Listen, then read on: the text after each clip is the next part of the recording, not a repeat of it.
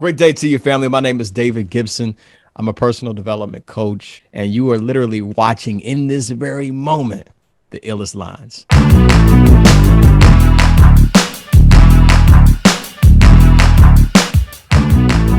What's good, everybody? This is i.AM.D.ANTHONY, and this is the illest lines, where we talk about our favorite lines from certain songs because bars matter. So listen, on today's episode, I have a gentleman. I'm going to switch it up a little bit. I went ahead and decided to go outside the box of music entirely, mostly because I like to reach out to people that have something to say, whether they have, their own platform that they're building. And this gentleman right now, I've been watching for a little while, from Instagram to YouTube to, way back when Periscope was a thing, and so I just wanted to invite him on to kind of get an idea of what he does and all that. So I want you to do me a favor, welcome David Gibson. Brother, man, it's a pleasure and an honor, man. How's it feeling, man? Amen. Glad to be here, man. I used to hear somebody say this side of the dirt and vertical. So that's always a blessing. For sure. Yeah. So listen, first question I want to ask you, when did you first start thinking to yourself, I got something to say? I want to be able to share this with people because I think people need somebody, to help encourage and all that. So when did that first start for you? Man, that's a packed question, brother. Yeah. Because to be honest with you, I spent so much time and wasted so much energy rejecting it. You know what I mean? Like life and God himself had to position me in a place where I had to realize my worth, my value, and essentially the message that I had to offer. To answer your question more directly, this was maybe around 2012, 2013, so to speak, that I had been given the vision, man, to really use my voice in a way that would encourage individuals to tap into their greater potential and pursue their passions and live out their dreams.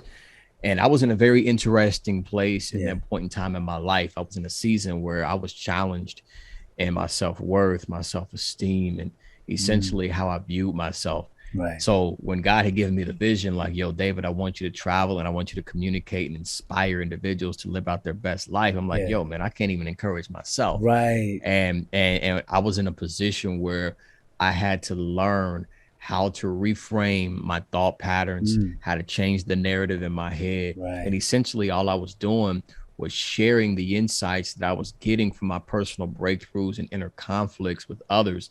And I started to take note that other people are actually listening, right?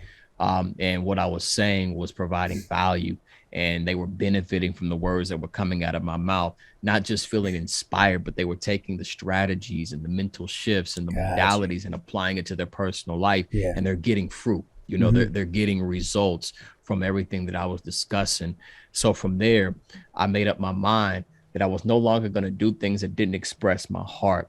So I was very intentional and deliberate about essentially encouraging and inspiring at least one person per day. And then I got laid off from a job that I was working in corporate sales. And this was October 3rd, 2013.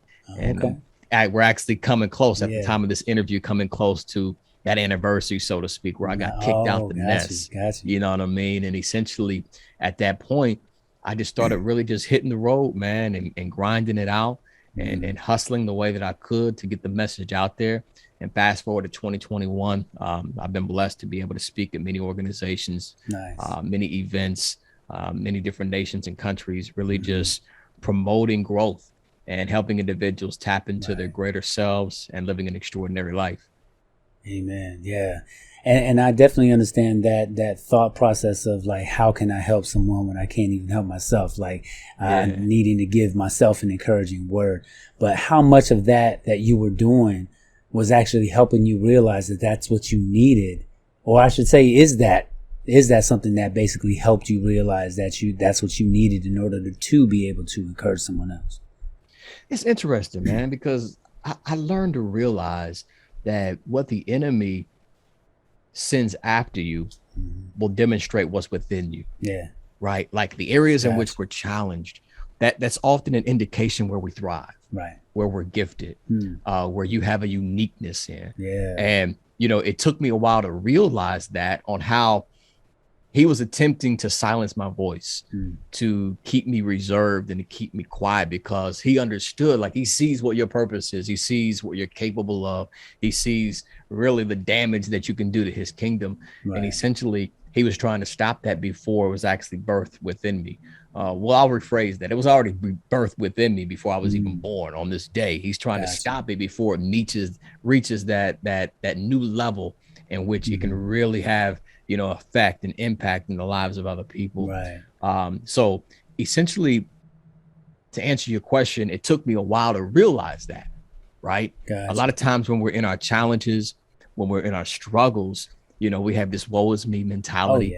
yeah. We feel sorry for Yeah. ourselves. We take ourselves down that road of self-pity. Hmm. And we feel depressed and down and Right. discouraged and frustrated, all these mixture of emotions Yeah. that are happening. But if we learn to shift our perspective and understand that life is not happening to us, but it's happening for us, Right. then we can be empowered by whatever it is that we're experiencing. We can turn our Yes. struggle into our strength, our pain into our power, Yeah. and make it purposeful. Most definitely. Most definitely. Man, and that speaks volumes for everybody, because if there's one thing that, and this is one of the reasons why I like having this platform in regards to music, because music in general, it's universal. You know what I'm saying? Yeah. The same song that can touch you touches, thousands of other people. You know what I mean? So the same words that will eventually touch other people that you're speaking, you realize, oh shoot, that was for me too. You know what I mean? Yeah. I've been told many times, I've even said it on this before, that, when it comes to gospel music itself, and just being a minister in itself, is that whatever word you're preaching has got to minister to you first before it ministers to somebody else. And that's kind of what it seems like, based on what you're talking about, is what happened with you. You finally started realizing that, and if I'm wrong, please correct me, that you started realizing that the words that you were speaking out were lifting you up and encouraging you and making you stronger and making you feel like, well, I've got to believe it if I'm trying to get other people to believe it. Exactly. You know what I'm Exactly. saying? I completely resonate with what you just mentioned. Yeah. By far. Essentially what you're describing is the influence of a feeling, Yeah. right? Like our experiences, they give us certain emotions. Mm-hmm. They give us certain levels of knowledge and wisdom. Right. And then when you combine that with you and you amplifying your message, Yeah. people can resonate with that and they can connect with that. And that's what transforms individuals' lives, when they know for a fact, like if somebody's on the microphone and they're singing and they feel what they're discussing through those words and through those lyrics, the audience or the listener is going to feel that emotion. Oh, yeah. You know what I mean? Yeah. I'm a huge fan, man, of like old school music. Oh yeah, me too. I love all types of music, man. Mm-hmm. But on my track list and on my playlist during training sessions, I can have some Sam Cooke. Right. I can have some Otis Redding. Right. Some Marvin Gaye and things of that nature. And I'm intrigued and fascinated by that genre and that generation of music, because like you feel the lyrics that they're singing. You know what I mean? Gotcha. You feel the energy that they're experiencing when they're literally recording these tracks. And for it to be 2021, you know what I mean? And many of us still tuning in to songs that are years old, decades old. It's a testament to really the feeling and the emotion and the heart and the passion that many of these artists put into their words and into their lyrics. Yeah. So since you mentioned some of those artists, am I assuming correctly that you possibly in your 40s?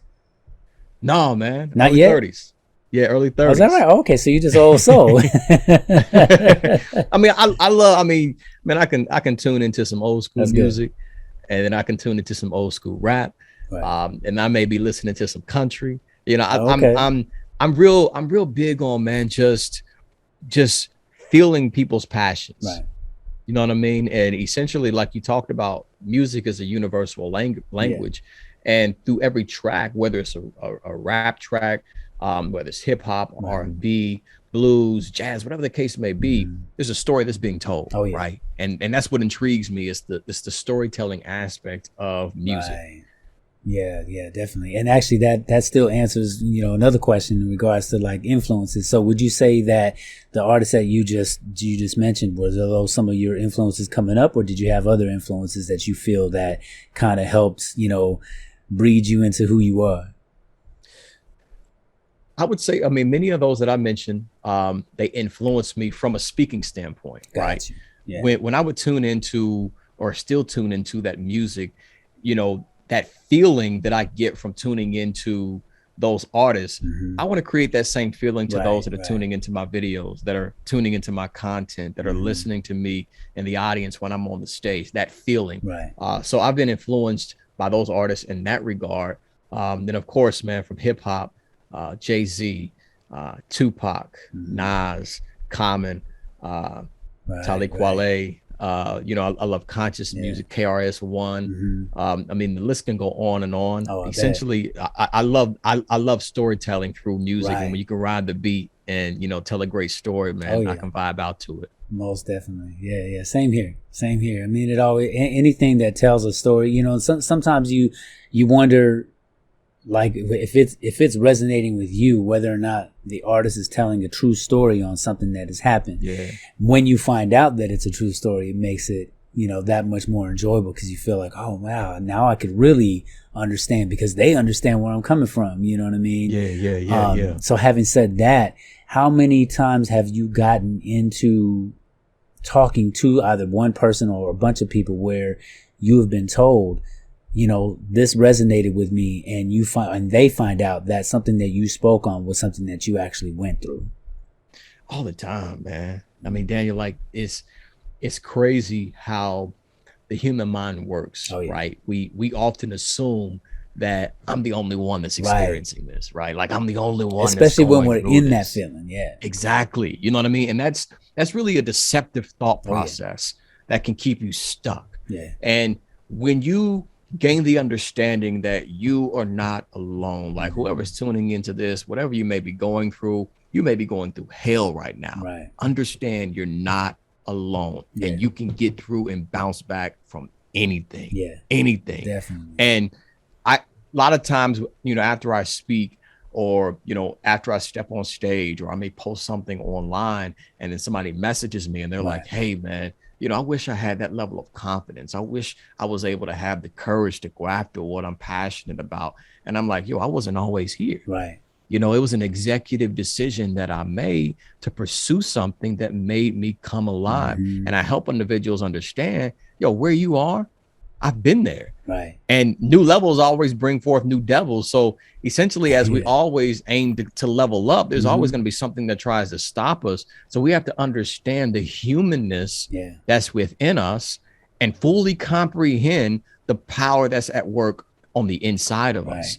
And when we understand that we're not perfect, you know what I mean? Like, we all have shortcomings, but at the same token, we can overcome whatever life throws at us. That's what puts the ball on our court, and we can put ourselves in position to win. Yeah, definitely. And I think, what happens with a lot of people, I won't even say I think, I would say I know, we're afraid of failing, and some of us are afraid of winning, because we're not sure how long we're going to hold on to that win. You know what I'm saying? And not knowing is always the worst. You know what I'm saying? In regards to not knowing, you mentioned about you said it was 2013 when you got laid off of your job. Yeah. What were you doing at that time, by the way? I was doing sales for Bridgestone. Gotcha. And how long were you? Corporate sales. Oh, okay. And how long were you with them? I was here for about nearly 10 years. Wow. Yeah, nearly 10 years. I was in college at the time. I was a member of USA Boxing.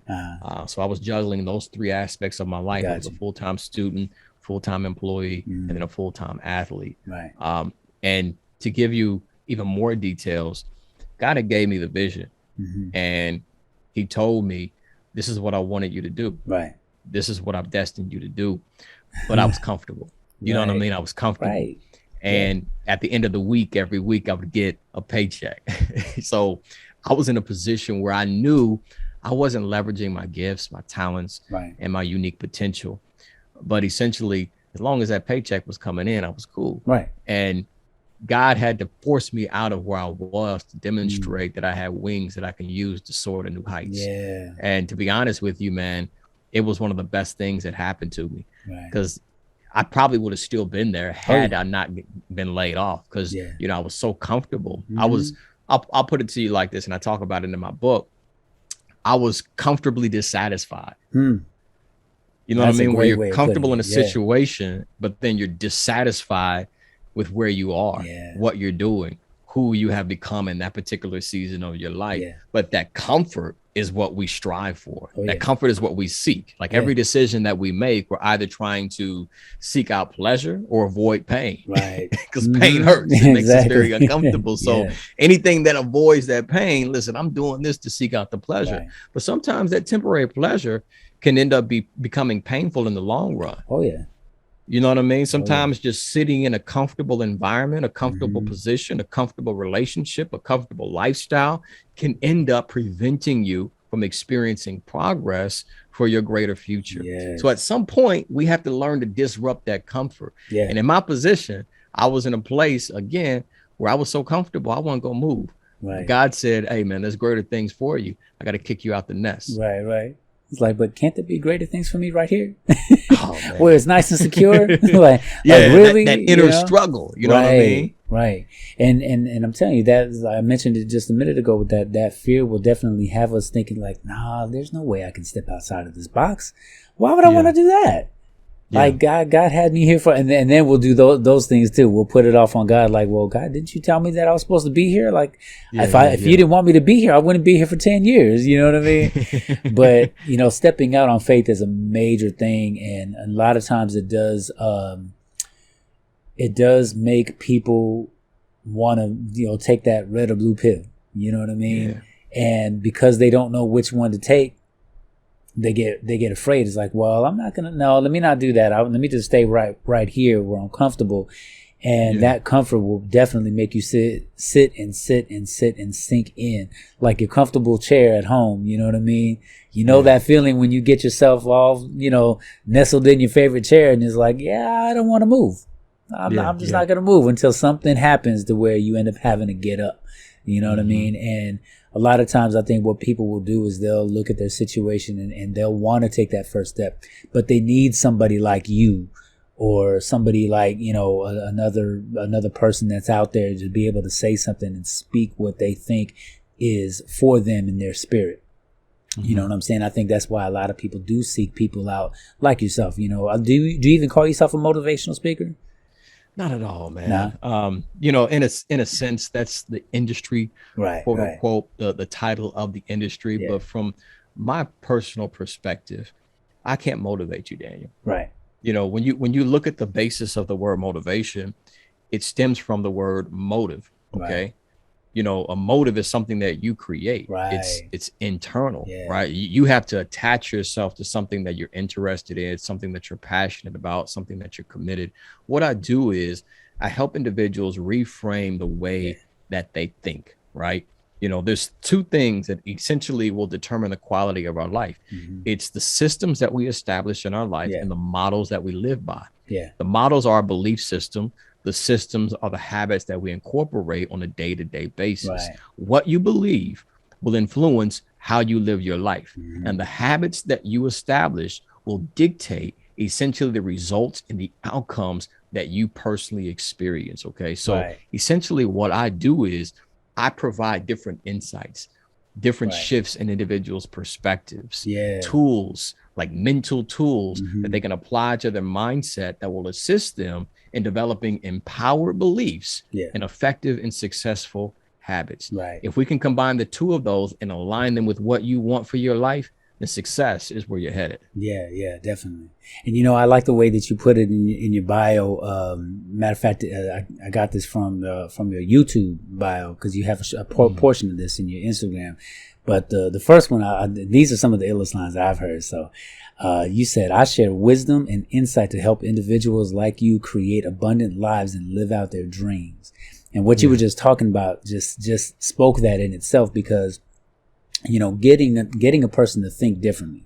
You know, my wife has told me many times before that I'm like a negative person sometimes. You know what I mean? I start saying stuff like, well, what if it's this and what if it's that? And I hide it behind a thing of just trying to be careful. You Right. know what I'm saying? Precautionary. Yeah, I'm trying to be. It's like I'm just trying to think of worst case scenario. But worst case Yeah. scenario could, drop a bomb on you real quick, and you still not prepared for it.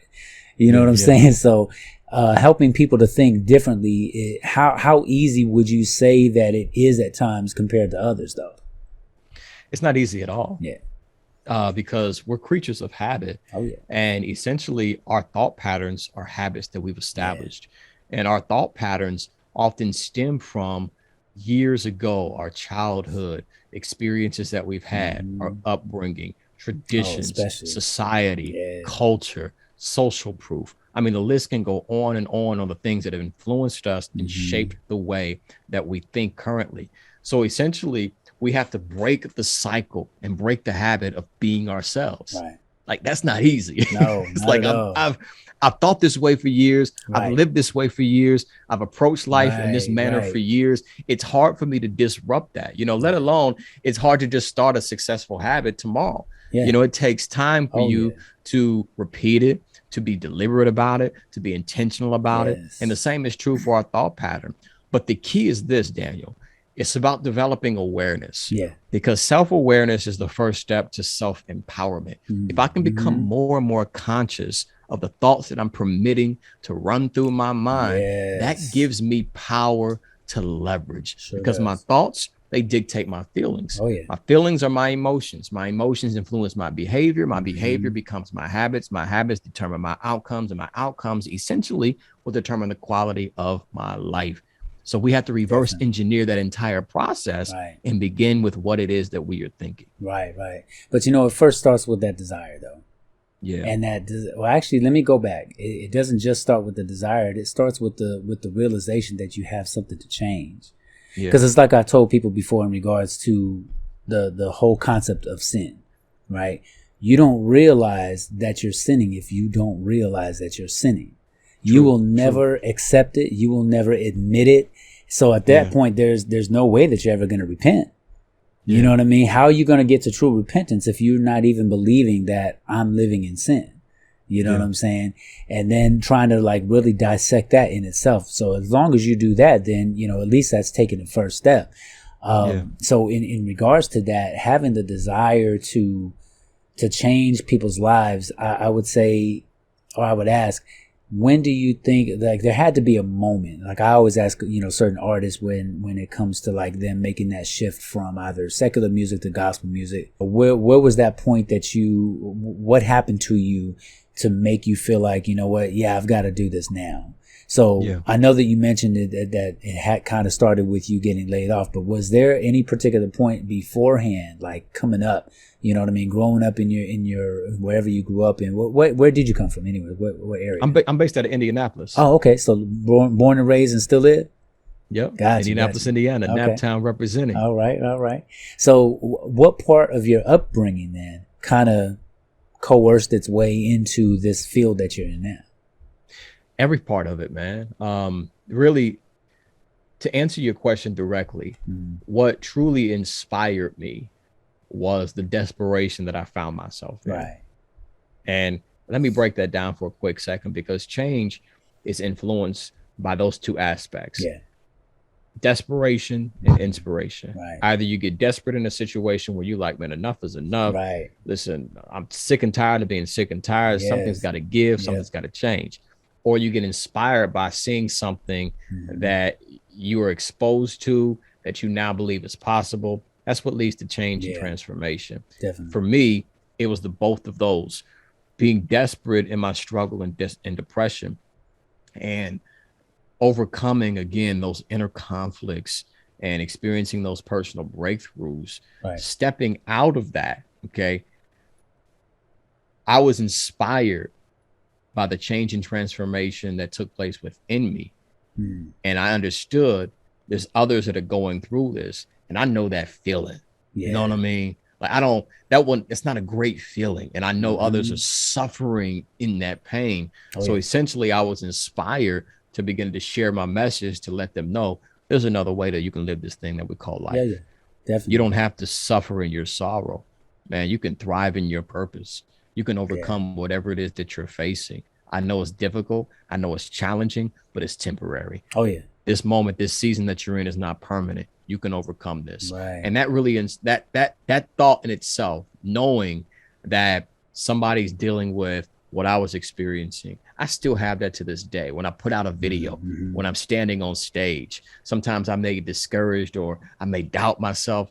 I begin to reflect on the fact that there may be somebody out there that's on the verge of giving up, not just on their goals and their dreams. They may be giving up on life. Yeah. I'm in a position where I can transform their mind and I can shift their perspective. Now it's not about me. It's about what I can give. It's about how I can serve. Indeed, it's about who I can inspire. You know what I mean? And that's what drives me. You talk about desire. That's what's burning on the inside of me. And that's transcending any emotion, any experience, any form of rejection that's trying to stop me. So I keep moving forward. Yeah, indeed. Indeed. Man, and that's something that really allows you to understand, help you understand where other people are coming from.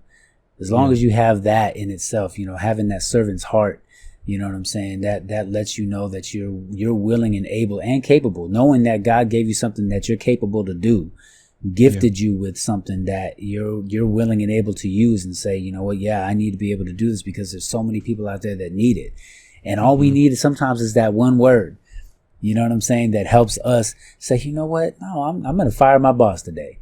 You know what I'm saying? Because I need to, because this job is driving me crazy. Or, you know, I got so many ideas in my head. And that's the other thing too. Like my son, you know, he tells me sometimes, you know, I got so many ideas in my head. I don't know where to start first. You know, whatever you do, just start. Like, I know it sounds simple sometimes, you know what I mean? But making that decision to say, okay, you know what? Yeah, I'm going to go ahead and pick this one right here. Because at least it'll be something. And if it doesn't work out to where I can actually keep going right now, maybe it's not for me at this moment, then what else can I do out of the plethora of things that I have going on in my head? You know what I'm saying? Yeah, for sure. Yeah. So being a part of that, I'm sure allows you to be able to feel somewhat fulfilled. Would that be safe to say? For sure, man. You know, it's about what we can offer to others. Yeah. Right. And knowing that your gifts are providing value, you can't help but be fulfilled. And essentially, that's what life is truly about. You know what I mean? Success without fulfillment is failure in disguise. Man. You know, we have to learn to look at what we're aiming to accomplish, what we're personally looking to achieve, and ask ourselves, how does this contribute to the greater good? How does this impact the lives of others? Of course, it's amazing to scale your income. It's amazing to, you know, to travel the world. It's amazing to have a successful business. It's amazing to have a staff and employees that you can hire.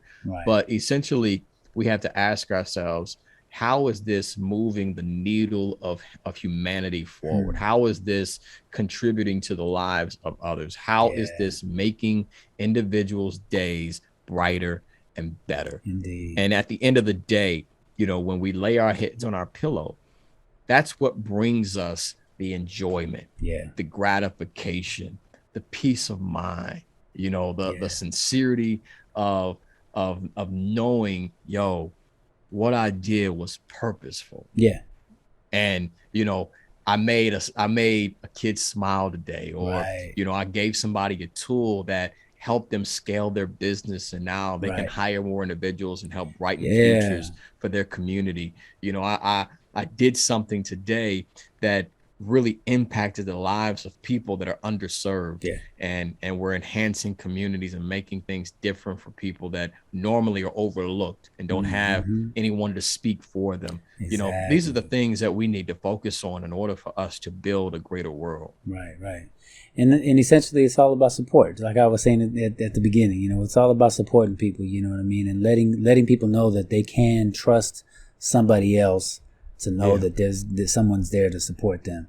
You know what I mean? Because sometimes that's a big deal too. You know what I mean? If people feel like, I don't know if I can trust people to, like, you know, I don't want to give my idea here and give my idea there. Because what if they do this with it? You know, I've been burned before and this and the other. It's like, hey, those are just the people that were put in your way for the moment that you knew that you had to get over. It's like that obstacle. You had to get over that obstacle in order to get over here. And now those moments helped gain you the knowledge that you needed to be able to get to that next step. Where you can actually, to the point where you actually trust somebody. So that's definitely good, man. I definitely hear that. Yeah. So last question before I let you go, man. Last question would be, what would you say is one of the illest lines that you ever heard? Now, it could be music, could be anywhere, that made an impact on your life. The illest line. I mean, the list can go on and on.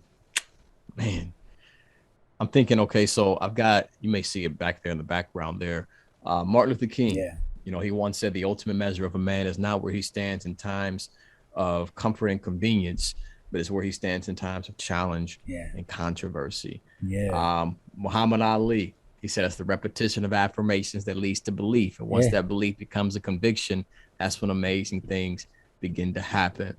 And then I'll give you a lyric. I was listening to this track earlier this morning. Ludacris, Lil Wayne, Last of a Dying Breed, where Ludacris said, if I can dish it, I can take it. Fix it if I break it. I can hit rock bottom and I'm still gonna make it. Because I'm a born hustler, natural survivor, seed of a gangster. I put that on my father. Yeah, man. And you got to have that, that confidence to realize, you know what, I can pretty much say the things that I need to say to not only affirm other people, but myself as well. For sure. And it's like we talked about earlier, Daniel. I mean, it's experience talking. Yeah. You know what I mean? Like we can easily, peel through the fake. Yeah. In this world that we currently live in, man, social media has taught us how to begin to identify something that's unauthentic. Yeah. And it's the authenticity that connects us. Yeah. And you can definitely tell when somebody's bringing that truth and keeping it, 100, all across the board. And I think that's something that we can all learn from. Oh yeah. Even as it relates to social media, a lot of times what happens is, people look at individuals' highlight reel and they begin to attack themselves verbally, mentally, emotionally, and psychologically because they feel as if they don't measure up. Right. And the truth of the matter is none of us are perfect. We're all imperfect people looking to figure this thing that we call life out. Yeah. So if we can learn to be authentic and to be vulnerable, to tell our true story, that will help us connect with others. Definitely. And like you can probably attest to, it's through our struggles, it's through our difficulties, it's through our low moments that we gain the greatest perspectives. Oh, yeah. That we get the most profound wisdom from. If we were all just consistently winning, we wouldn't grow. Oh yeah. Right. It's those difficult moments that force us to level up in order to get in position for what it is that we truly want for our life. So I say all that to say, for somebody that may be tuning in, somebody that's creating music, somebody that's creating content, somebody that's looking to share their story, be you. Those that are gonna hate on it, they're gonna hate on it, but there's gonna be a group of people that's gonna love on it. Yeah. And you want to focus on that group because people are gonna talk about you if you're doing something good or if you're doing something bad. Right. So you might as well give them something great to talk about. Exactly. Just be you. Indeed, most definitely. And what a great note to go out on, man. Much appreciated for that. Yeah. Last thing though, I want to make sure that whoever is tuning in, that they can, reach you on any social media platforms. So why don't you go ahead and give them the, your handles and all that. Handles at @1 Gibson on all platforms, including Facebook, Twitter. I was going to say Periscope, but that's no longer with us. Right. Instagram, TikTok, but I'm primarily, more active on Instagram.